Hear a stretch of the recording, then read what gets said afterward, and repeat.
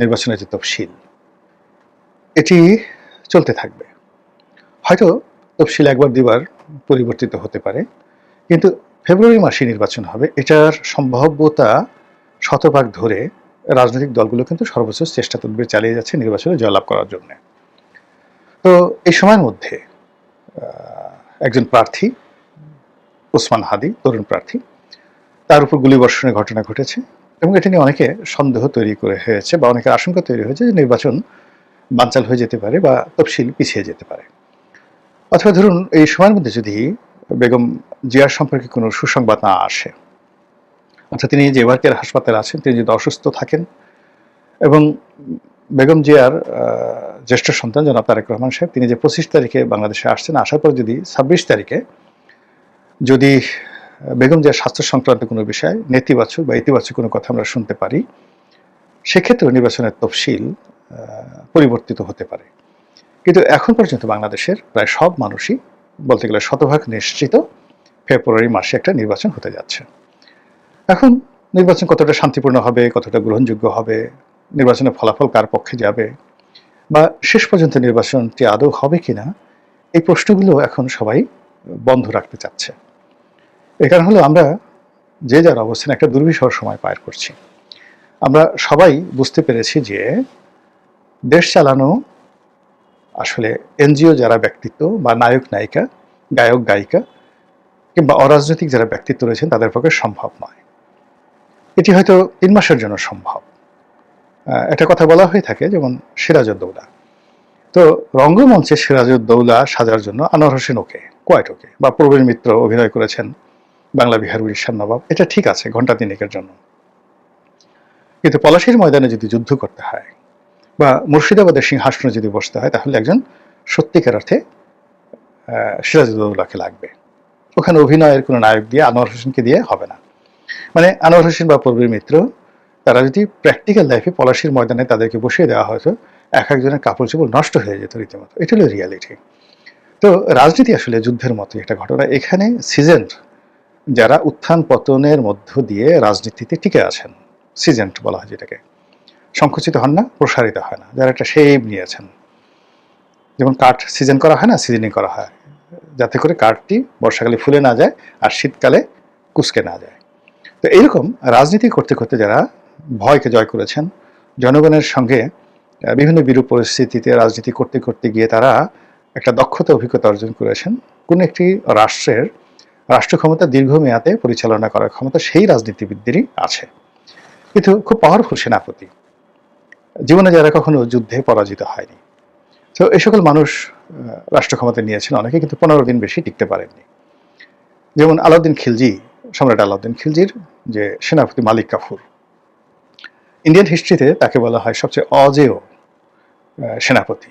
তিনি কখনোই পরাজিত হননি আর তাকে কেউ পরাজিত করতে পারেনি। কিন্তু এই মানুষটি যখন আলাউদ্দিন খিলজির সিংহাসনে বসলেন, তিনি কিন্তু টিকতে পারেননি। খুব অল্প সময়ের জন্য তিনি চেষ্টা করেছিলেন, কিন্তু তাকে মরতে হয়েছে। তো এভাবে ইতিহাস এখন হয়তো দেখা গেল যে আধুনিক রাষ্ট্র ব্যবস্থা এই কারণে ঠিক 15 দিন 1 মাসে ভাগ্য নির্ধারিত হয় না, কিন্তু 1-1.5 বছরের বেশি আসলে অরাজনৈতিক শক্তি এখন পৃথিবীর কোথাও টিকতে পারে না। এর মধ্যেই কাউন্টার কু হয়ে যায়, কাউন্টার বিপ্লব হয়ে যায় এবং অরাজনৈতিক শক্তি চলে যায়। আমাদের দেশে অরাজনৈতিক শক্তির যে সফলতা, সেটি 3টি তত্ত্বাবধায়ক সরকারের সময় আমরা দেখেছি। সেক্ষেত্রে তারা 3 মাসের মধ্যে তাদের চমক তারা দেখাতে পেরেছিলেন। আর 111-এর সময় রাজনীতিবিদদের বাইরে যদি বলা হয়, আমাদের দেশের সকল পেশার সর্বোচ্চ যারা সফল হয়েছেন, সেই সফল মানুষগুলো টানা 2 বছর চেষ্টা করে দেশটিকে রসাতলে নিয়ে গেছেন এবং তারা লেজ গুটিয়ে রাজনীতিবিদদের হাতে, তথাকথিত তাদের দৃষ্টিতে যারা দুর্নীতিবাজ, সে সকল রাজনীতিবিদদের হাতে ক্ষমতা দিয়ে তারা লেজ গুটিয়ে চলে যেতে বাধ্য হয়েছিলেন। এর কারণটা হলো ওই যে বললাম যে রাজনীতি আসলে রাজনীতিবিদদেরকে মানায়। তো এখন এই যারা সরকার চালাচ্ছেন তারা নানাভাবে রাজনীতিকে অপদস্থ করার চেষ্টা করেছেন এবং সেটা খুব সূক্ষ্ম কৌশলে।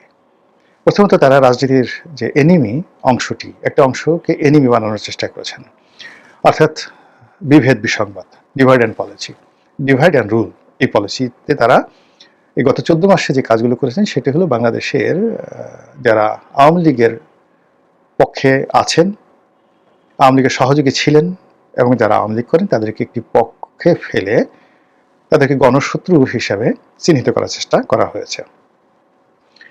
দ্বিতীয়ত, বাকি যারা আছেন তাদের সবাইকে বন্ধু বানানোর চেষ্টা করা হয়েছে।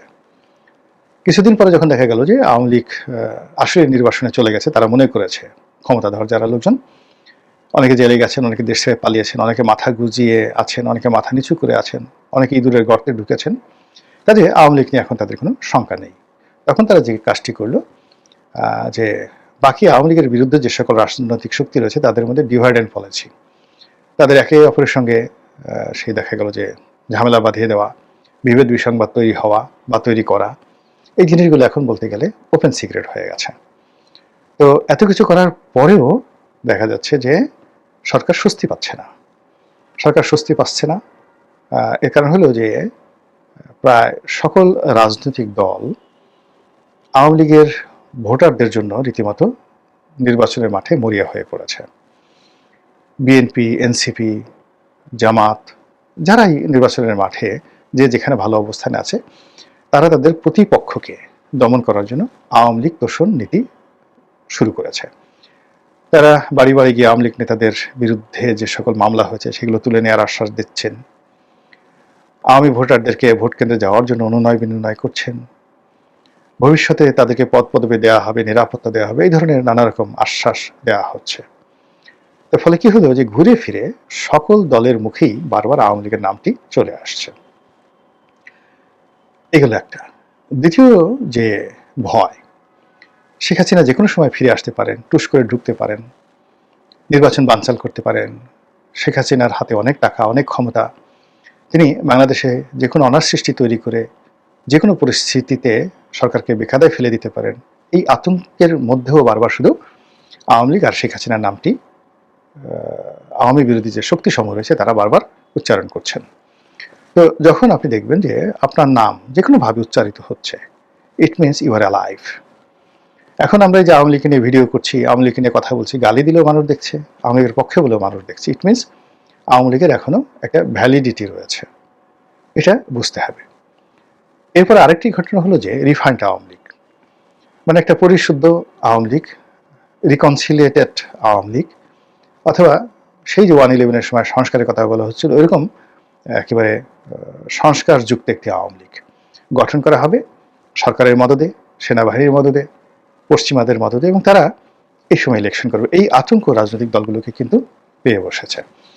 এখন অনেক আওয়ামী লীগের জনপ্রিয় প্রার্থী রয়েছেন, তো তারা যদি এইভাবে একটা রিফাইন্ড আওয়ামী লীগ নিয়ে আসেন তাহলে পুরো নির্বাচনের মাঠের যে ফলাফল, এই ফলাফলটা ওলটপালট হয়ে যাবে।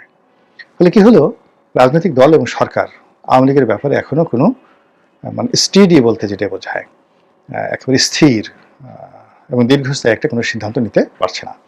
সকালে এক ধরনের সিদ্ধান্ত নিতে যাচ্ছে, আবার বিকেল অন্য সিদ্ধান্ত নিতে বাধ্য হচ্ছে। এর বাইরে সবচেয়ে ভয়ঙ্কর যে জিনিসগুলো হচ্ছে সেটা হলো সরকারের পক্ষ থেকে যেটি বলা হচ্ছে, যে সকল আওয়ামী লীগ নেতা রয়েছেন যারা জনপ্রিয়, যাদের মধ্যে মামলা নেই, যাদের বিরুদ্ধে মামলা নেই, মোকদ্দমা নেই, অভাব নেই, অভিযোগ নেই, এ সকল ক্লিন ইমেজের লোক যদি নির্বাচন করতে চায় তাহলে সরকারের আপত্তি নেই। এটাও কিন্তু একটা ভয়ঙ্কর মেসেজ আওয়ামী লীগ বিরোধী শক্তির জন্য। এর কারণ হলো এখন স্বতন্ত্র দাঁড়ান আর রিফাইন্ড দাঁড়ান, যদি শেখ হাসিনার পক্ষ থেকে বাধা দেওয়া না হয়, আওয়ামী লীগের যে এই মুহূর্তে যে কমিটি, বৈধ কমিটি আছে, সেই কমিটির পক্ষ থেকে যদি বিষোদ্গার করা না হয়, তাহলে রিফাইন্ড হোক কিংবা ধরুন স্বতন্ত্র হোক, নির্বাচনের ফলাফলটা ঠিক পাকিস্তান ইমরান খানের পার্টি যেভাবে ভালো করেছে ওভাবেই হয়তো একটা পরিবেশ পরিস্থিতি বাংলাদেশে তৈরি হয়ে যাবে। অর্থাৎ বহু সংখ্যক প্রার্থী, এমনকি তারা যদি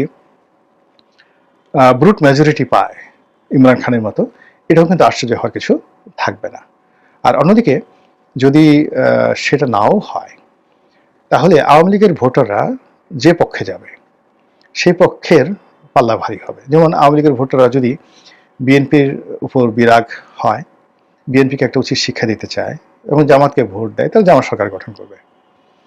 আবার অন্যদিকে যদি আওয়ামী লীগের প্রার্থীরা না থাকে, ভোটাররা যদি ভোট কেন্দ্রে না যায়, তাহলে ভোট জমে উঠবে না এবং সেক্ষেত্রে যদি ভোটার উপস্থিতি নেহায়েত কম হয়, তাহলে আন্তর্জাতিক অঙ্গনে এই ভোটের যে গ্রহণযোগ্যতা, সেই গ্রহণযোগ্যতা অতীতের মতোই হবে, অর্থাৎ 2014, 2018 এবং 2024-এর মতো হবে।